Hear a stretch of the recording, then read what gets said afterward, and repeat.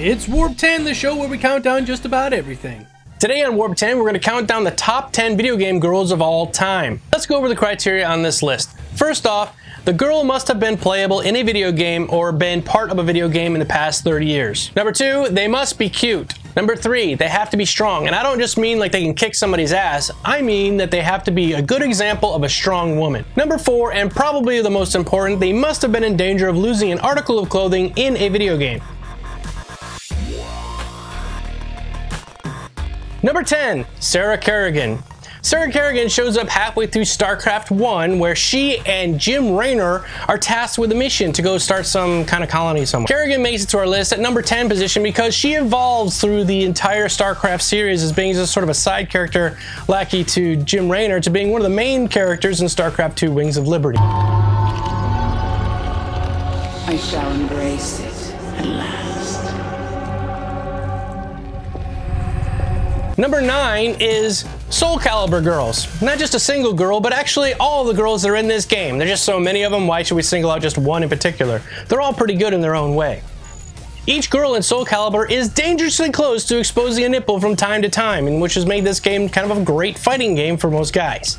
Of this group, my personal favorites are Ivy, Taki, and probably my favorite one that has grown so much since the beginning, Sophieta, or Sophieta, or however you want to pronounce it, which has seemed to be growing up in proportion since the beginning of the game. Not only is she getting bigger in the chest heel area, she's also losing more and more clothing, which is just a great win all around.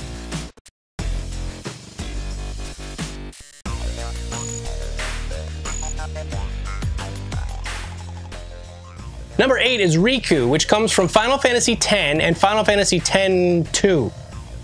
Yeah. In Final Fantasy X, Riku shows up to help out Titus, but then she disappears for half the story, but comes on later as somebody you could have join your party. I like Riku. She shows up as sort of like a side character in the beginning, but later on she becomes like one of her own.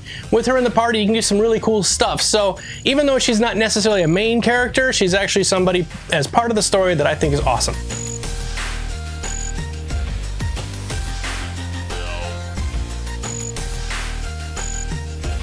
Number 7, Jill Valentine. Anybody who's played Resident Evil knows exactly who I'm talking about, and she shows up on our list at number 7 because she's awesome. She's a gun-wielding maniac chick who can kill zombies with the best of them. She's such a main part of the Resident Evil story that she's been in almost every single movie and every single game since the beginning.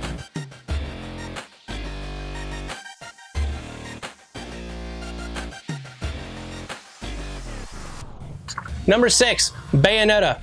Anybody who's seen Bayonetta, which I'm going to be showing you right now, will know she's one badass looking chick. And she's wielding guns, she's got magical powers and all this other stuff, and she kicks butt throughout her entire game. The game's actually called Bayonetta, so it's not that she's a main character, she is the game. One thing I gotta mention is Bayonetta is coming back for the Wii U. She's supposed to be slated to come out sometime this year for the Wii U exclusively. One reason I love Bayonetta is that she's dark, sexy, and mysterious.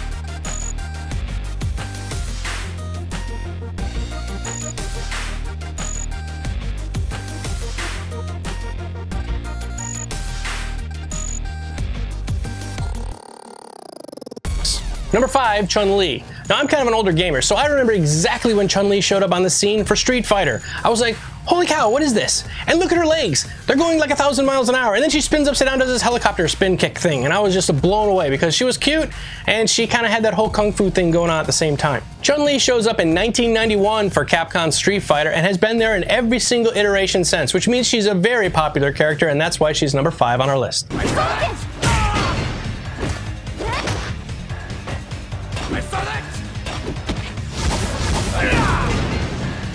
Number 4, Dead or Alive girls. Once again, we have a whole group of girls on our list in one big chunk. The reason for this is there is nothing to this game other than bouncing boobs. Bouncing boobs. The reason for it is they take the girls out of this one game, Dead or Alive, and say, okay, we just don't want to put them in a game where they can just show off their boobs. We're going to put them in bathing suits on the beach, playing volleyball, which is not a sport you stand still at. There's going to be plenty of boob bouncing, so they were pretty smart in that category, and therefore that's why they made this game. This game is very popular for one reason: sex sells. And bouncing young women on the screen do nothing but make guys want to buy this game, so henceforth, that is why they're on our list, and they're at number 4. Listen, baby.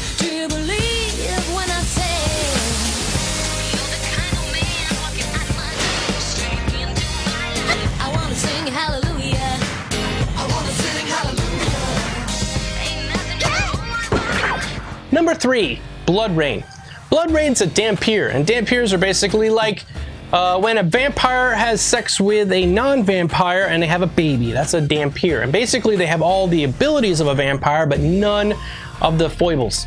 They can go out in daylight and they can do all that kind of stuff, and they do drink blood.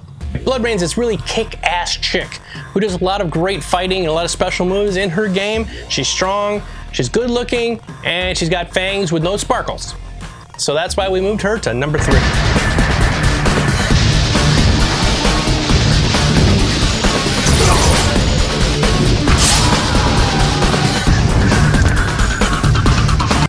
Okay, we've made it to the final 2, and I'm going to tell you this. Number 2 and number 1 were very, very close. I was going to actually put them both in the number 1 position and just sort of call it a draw.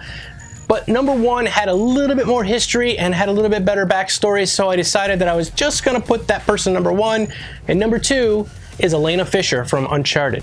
Elena Fisher is kind of equal to Drake in the Uncharted series, and that's why I put her at number 2. She's strong, she's sexy, and she can sure shoot a gun.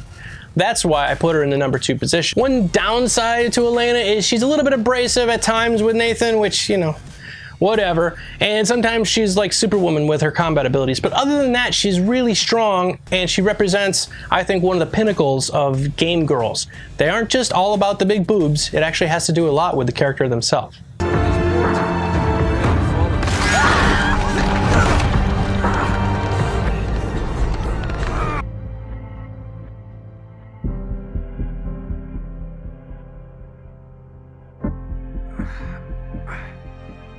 I like the way you sing.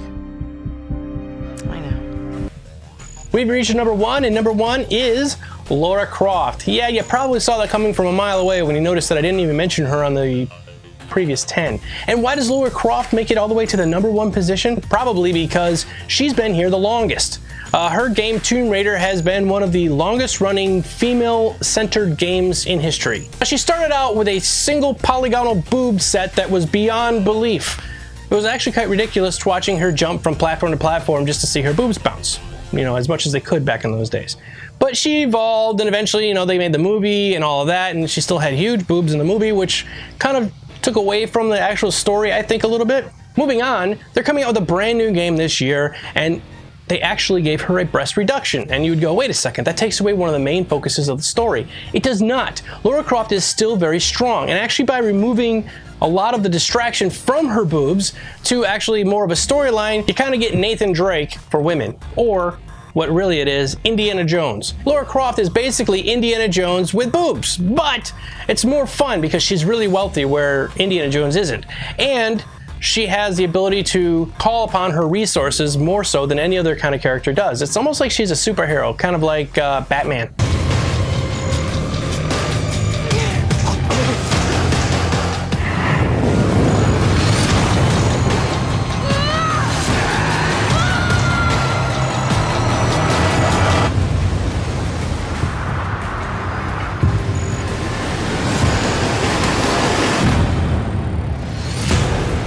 Thanks for watching our countdown of the top 10 game girls of all time. Coming next week on Warp 10, we're going to check out the top 10 intense movie chases of all time.